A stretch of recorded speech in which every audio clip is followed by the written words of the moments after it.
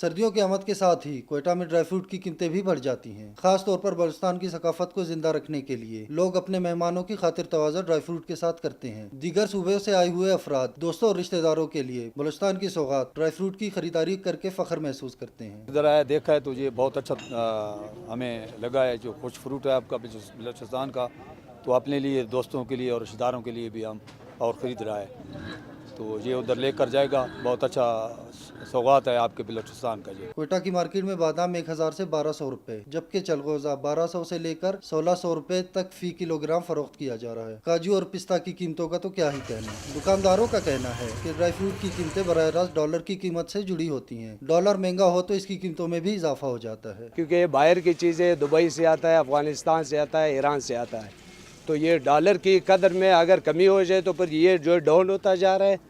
अगर डॉलर की वो ऊपर हो जाए, थोड़ा रेट हाई हो जाए, तो फिर ये इस वजह से जो रेट इसके ऊपर होता जा रहा है।